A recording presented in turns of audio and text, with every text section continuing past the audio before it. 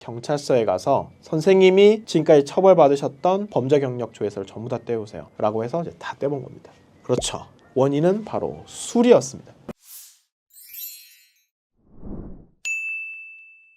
오늘 제가 말씀드리려고 하는 것은 사실 전과가 30범이시고요. 그리고 폭행 사건 등으로 실형을 물론 5번에 걸쳐 구속이 됐었고, 거기에 따라서 누범 기간 중임에도 불구하고 그 기간 중에 재범이 했음에도 구속이 되지 않았고, 그게 구속되지 않을 수 있다고요? 그게 말이 되나요? 전과 30범인데 5번째 교도소를 다녀오셨고, 그럼에도 불구하고 구속이 안 되고 벌금 300만 원으로 사건이 종결된 사례입니다. 이건 절대 해서는 안 되고, 폭력 사건에 대해서는 절대 재범을 해서는 안 됩니다. 그리고 저도 이제 사건을 검찰에서 많이 처리를 했지만, 일단 기본적으로는 이거는 진짜 죄질이 너무 안 좋다. 최소한 폭행 사건인 경우에는 삼진아웃죄가 기본이라고 생각하시면 됩니다. 자, 세 번째인 경우에는 삼진아웃, 즉 구공판이 되도록 하는 것이 이제 기본적인 원칙입니다.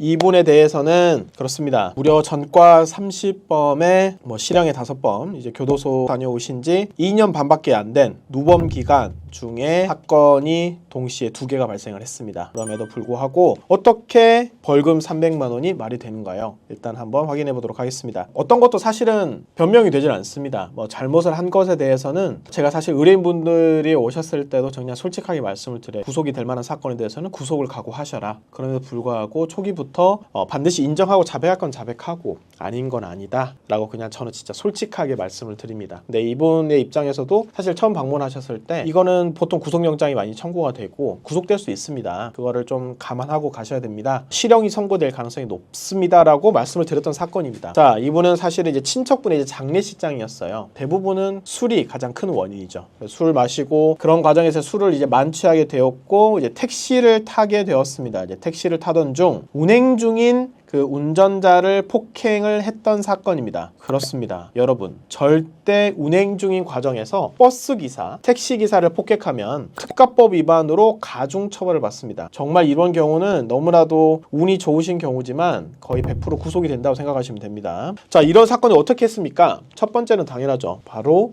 저희가 택시기사 분들께 가서 사과를 드리고 합의를 하는 위해서 완전 초기에 저희가 피해자분께 적극적으로 저희가 바로 사죄를 드리고 내용을 줄이기 위해서 노력을 했습니다. 사실 합의가 되게 어려웠어요. 운행 중인 버스기사나 택시기사를 뗐어. 이거 특가법일 텐데, 가중처벌일 텐데, 이적을 알고 계시기 때문에 그런 내용에 대해서 합의를 하는 것은 사실 정말 어렵습니다. 대부분 운송업계에 종사하시는 분들은 다 알고 있으세요. 그래서 합의금이 수천만 원짜리로 나오는 겁니다. 저희가 이제 끈질기게 계속해서 사죄드리고 저희가 노력을 했고, 결국에는 내용을 최소한의 폭행으로 저희가 줄여냈고, 경찰서에 가서 선생님이 지금까지 처벌받으셨던 범죄 경력 조회서를 전부 다 떼우세요 라고 해서 이제 다 떼본 겁니다.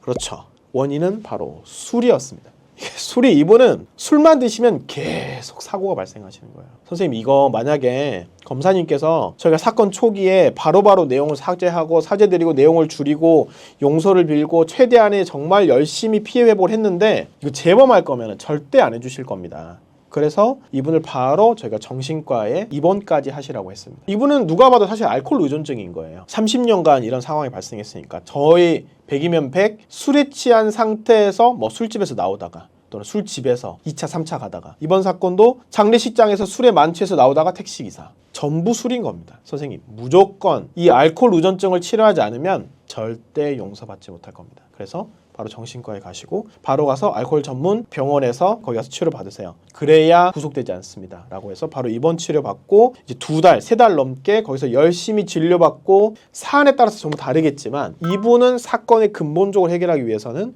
술, 알코올을 해결했어야 됩니다. 결국에는 구속되지 않고 구공판으로 정식 재판을 넘어가지 않은 상태에서 사건이 벌금으로 생각보다 매우 조기에 해결될 수 있었습니다. 사실 제가 말씀드리려고 하는 거는, 변호사님, 전과가 30개가 별이 달려 있어도 평생 구속이 그렇게 됐어도 사건 처벌을 줄일 수가 있는 거네요. 이렇게 보시면 안 됩니다. 만약에 기존에 전과가 정말 많으신 분이라면, 나는 절대 재범을 하지 않기 위해서 어떻게 노력을 해야겠다. 이와 같은 경각심입행을 필요하고, 어떤 사실 억울한 사정이 있다 하면 그거를 최대한 소명이 돼야 되겠지만 절대 잘못을 반복하지 않는 게 무엇보다 되게 중요하다라고 하는 것을 꼭 말씀드리고 싶습니다. 오늘도 영상을 시청해 주셔서 감사합니다.